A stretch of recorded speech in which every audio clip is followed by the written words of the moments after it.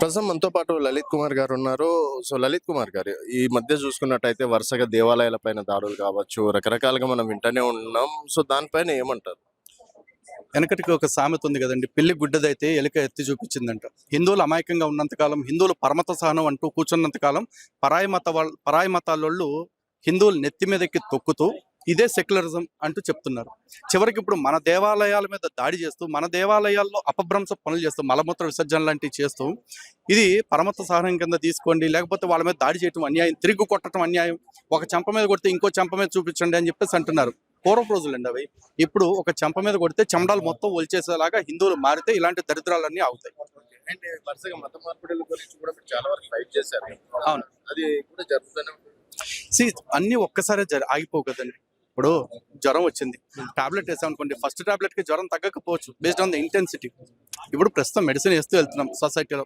అంటే బైబిల్ అంటే ఏంటి, క్రిస్టియానిటీ అంటే ఏంటి, ఇస్లాం అంటే ఏంటి, ఖురాన్ అంటే ఏంటి, వాళ్ళ మతోన్మాదం ఏంటి, సనాతన ధర్మంలో ఉన్న గొప్పతనం ఏంటి అన్ని చెప్పుకుంటూ వస్తున్నాం. సో మార్పు వస్తుంది, స్లోగా పనిచేస్తుంది ఆ మెడిసిన్.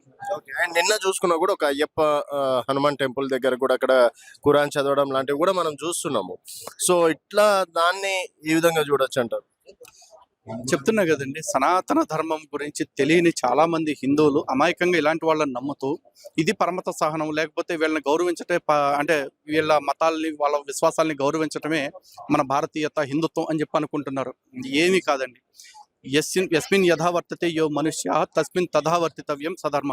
ఎవడు మనతో ఎలా వ్యవహరిస్తాడో తిరిగి వాడితో మనం అలాగే వ్యవహరించాలి. వాడొచ్చి మన గుడి దగ్గర వాడి ఖురాన్ చదివాడు అంటున్నారు కదా, ఒక్కసారి మరి వాడిని అడగండి. ఒకసారి వాడి గుళ్ళోకి వెళ్ళి మనం విష్ణు సహస్రనామం లేకపోతే లలితా సహస్రనామం చదువుతా ఉంటే ఊరుకుంటాడా? ఊరుకోడుగా. మరి వాడికి లేనిది వాడు ఒప్పుకుంది మనం మాత్రం ఎందుకు ఒప్పుకోవాలి? మనకెందుకు ఈ కర్మ?